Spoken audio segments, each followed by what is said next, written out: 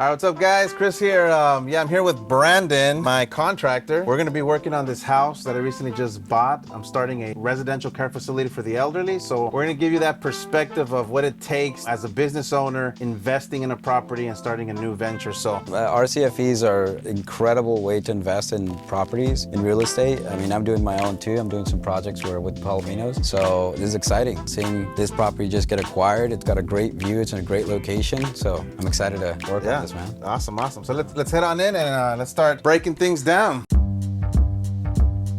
This is nice, man. Let me grow old in this place. It's brand new carpet, but you know, we got people gonna be coming in with wheelchairs, walkers. It's white, you know, it's gonna get dirty. It's just gonna be a hazard, so probably gonna change that out, right? Carpet looks actually really good, but you're right. It's gonna be really hard rolling around here with a walker. Those got really small tires. It's gonna get stuck on this. Yeah. So one great recommendation would be like an LVP floor, which is a luxury vinyl. It's stain resistant, it's waterproof, scratch resistant. I mean, it'll put up with everything. And especially because this is not so much a home for yourself, but more an investment property. Yeah. It's gonna be perfect. Let's check out the kitchen here. So this one already has tile. Yeah, I think this is gonna be fine to probably keep, you know, depending on the cost, of course, like we said. It's not gonna be my home, it's not gonna be for me to enjoy, but you know, do want it to look nice, which it looks kind of new. And then this kitchen has these old cabinets, but you know, they look like they're in great shape. Probably just sand them and paint them. What do you think, Brandon? Yeah? I think you could go either route, of course. I mean, you can get as fancy as you want or not as fancy, but again, it's an investment property. I would recommend, I mean, you could just paint them, maybe get new knobs or change them out, the handles. I would definitely recommend getting a new countertop. Yeah, that for sure. A quartz countertop, which is inexpensive and it'll last you forever. I think that's all you'll need, honestly. Quartz countertop, new sink, stovetop. Yeah,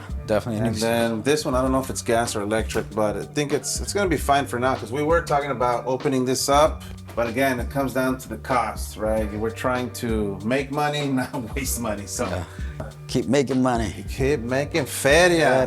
Okay, so these rooms, yeah, same thing. This one just needs a floor, nothing too critical. We're gonna change the floors. The big one here, a shared room. So we do need what's called, what is it, an egress, egress, right? So we're gonna have to put an exit over here so that in case there's an emergency or fire, they can exit out through the backside of the property and then go around and out. And that's pretty common with these RCFE homes, that you need to have so many ways to egress. In a standard home, there's a definition for egress on the amount of square footage for a window. Yeah. So it's determining that a child or a man or an adult can jump over and get out. But when it's senior homes, now you can't expect them to jump over a window. So you actually have to have a door. Yeah. So that's why there's a difference there with egress in assisted living and in just a typical residential house. So we might do some sliding doors here. If not, like you said, that door, depending on how the beds are gonna fit. So once you measure that, you'll kind of figure that out, right? Yeah. Oh, let's talk a little bit about this popcorn. This is something you could just shave down. Yeah. And repaint. Yep. Cool, yeah, because it's kind of funky, right? It's old school. We could do,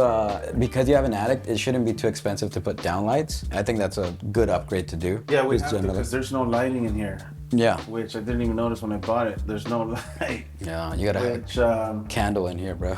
I know, and then the electrical too. So this is like an old school house. It has the 2 prongs. I think we're gonna have to update the electrical depending on the cost, right? Because the person who inspected the home said it was gonna work. You know, you're gonna have to have those adapters where there's that stops the power surge, or what is it that happens when grounding from like short circuiting. So the 3rd prong, which that one has, it is usually to ground it if there's like a short circuit or something. It goes to the breaker. So I don't know, would it be best to just upgrade it depending on the cost, right? Yeah, depending on the cost. I don't think, because we don't want to do new electrical. I mean, if it works, it works, right? We'll take a look at it. The benefit is you have an attic, so 2 closets in here too, huh? Yeah, so this is gonna be a shared room, right? So 2 beds, and they can, you know, share the closets or have their own little, this one's smaller, but you know. Nice. So this, you know, one of the restrooms, we'll do a few upgrades. Gotta do that walk-in shower. Maybe we'll match the flooring with the rest of the house. Might as well, because this linoleum has to come out. Oh yeah, we're gonna have to. And we got this hallway. This one should be okay. It's just extra storage, I guess, those doors. This right here, what is this? That's your heater? Furnace, yeah. To heat up the house, right? Yeah. Okay, cool.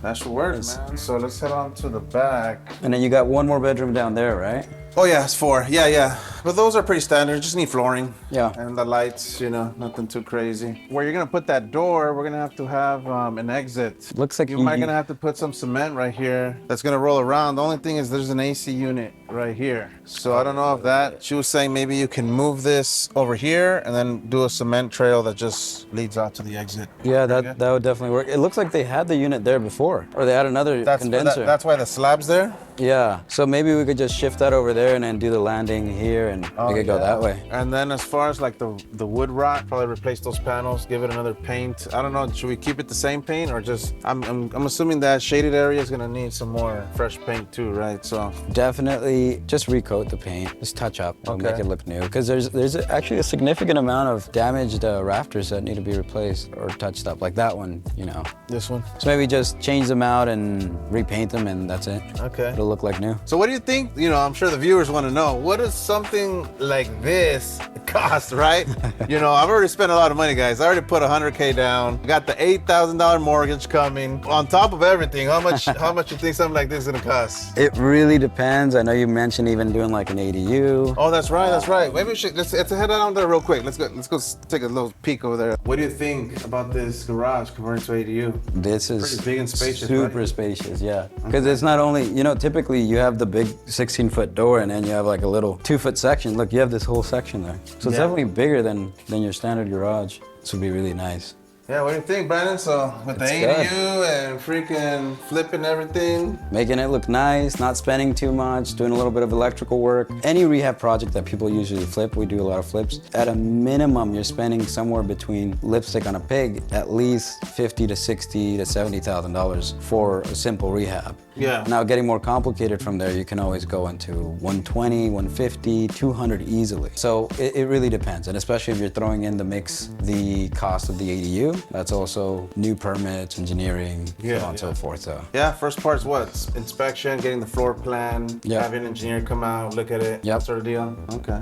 SOW, we'll do the scope of work, see what it is that you want, what kind of materials, we'll price that out, get expectations together, and then get it going. One cool thing too, if you're flipping a house or you're doing a rehab on a property, but you're not changing out electrical, you're not changing out water, you're just sort of doing floors, you're touching up the place, you don't have to pull permits. You can just, you know, go get it done, flip it really fast. Sometimes when you're talking about, say, like removing this wall and doing some structural changes, one, you have to identify if it is structural, and if it is, then you have to get engineering, then you have to do a plan, then you have to go through planning, building. Doing something like simple like this, we can get by it really quick. And because the ADU would be separate from the house, you can get this going. You can get this licensed before actually doing the ADU. Yeah, if you guys have any questions about building, flipping a house, or converting your house into an RCFE, you know, maybe me or Brandon. If not, we'll reach out to somebody who's actually in the field to answer those questions. All right, and give this guy a follow. Where can they follow you, man? Donson or Melior Building, Instagram.